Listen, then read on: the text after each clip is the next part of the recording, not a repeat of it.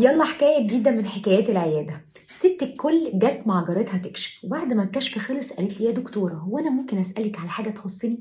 اتفضلي يا ست الكل. أنا ابني في 3 ابتدائي، قصير وتخين، وكل يوم بيرجع معيط من المدرسة من كلام زمايله اللي انتوا بتسموه اليومين دول تنمر. قوليلي أنا أعمل إيه؟ مبدئيا يا ست الكل، قلبي معاكي، دي مش مشكلة صغيرة أبدا، دي مشكلة كبيرة جدا، وأنا شخصيا عانيت منها.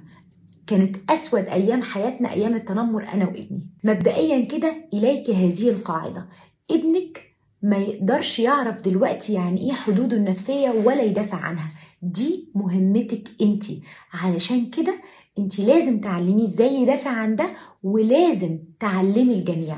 أنا لو مكانك هروح بكرة المدرسة أقلبها رأسا على عقب وأعلمهم درس قاسي جدا جدا عن التنمر. الموضوع ده مش سهل خالص ومضر جدا، وآثاره بتفضل مكملة مع العيال لغاية ما يكبروا بقى عندهم 50 سنة. تاني حاجة مهمة عايزة أقول لحضرتك عليها: انت ازاي أصلا تقولي على ابنك كده؟ لو سمعك انت خلي بالك، وانت بتعرضي المشكلة قلتي قصير وتخين من غير ما تقصدي، انت اثبتي عليه التهمة. عيالنا بيصدقونا وبياخدوا كلامنا كأنه استغفر الله العظيم منزل. ابنك لو سمعك منك كلمة قصير وتخين هيصدق ده، وهيتعامل مع هذا الأمر على انه حقيقة، والوجع اللي جاي منك هيبقى أضعاف الوجع اللي جاي من أي حد تاني. طيب نعمل ايه؟ أنا أقولك. مبدئيا كده لازم نعرف حاجة: الأطفال لهم رينج واسع جدا، مش زي الكبار.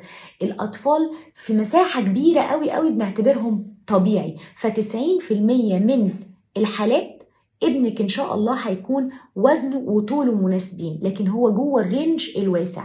طب في 10% لو لا قدر الله طلع فعلا وزنه وطوله أقل من الطبيعي، يبقى ده معناه إن في مشكلة صحية إحنا محتاجين نتعامل معاها، وده برضو معناه إن إحنا لقينا الحل. طيب نيجي للسؤال الأهم: أتعامل معاه إزاي يا دكتورة؟ هنا في طريقتين عكس بعض والاتنين غلط. طريقة ارمي ورا ظهرك ولا كأنك سمعت حاجة، ما يهمكش منهم، ودي بترسخ جواه الضعف والتجنب. وفي الطريقة التانية بتاعت ايه؟ اللي يضايقك ضايقه، والكلمة ب10، واللي يضربك اضربه وما تسيبش حقه. دي بترسخ جواه انه يكون طفل عدواني، وعموما بتعمل بيئة سيئة جدا جدا في المدرسة. امال ايه الحل؟ خدي ابنك في حضنه، قوليله: انا حاسه بيك، انا عارفه ان هو كلام يضايق، هو فعلا كلام يضايق وضايقني انا كمان، بس خلي بالك انت حلو وجميل زي ما انت كده، وانا بحبك زي ما انت كده. لكن ما تيجي نفكر، مش يمكن يكون في شكل احلى احنا ممكن نحصل عليه؟ ما تيجي نشوف مع بعض ازاي ممكن يكون في ولد احلى وصحته احلى وبياكل احلى وبيعمل رياضه احلى. تعال نشتغل عليه، أنا جنبك ومش هسيبك، وهنعمل ده سوا. أنا مثلا سمعت عن إنه الشوربة اللي فيها حاجة البحر مليانة زنك، والزنك ده مهم جدا عشان الأطفال يطولوا. أنا مثلا عرفت إنه البروتين مهم جدا علشان خاطر العضلات بتاعتك تزيد.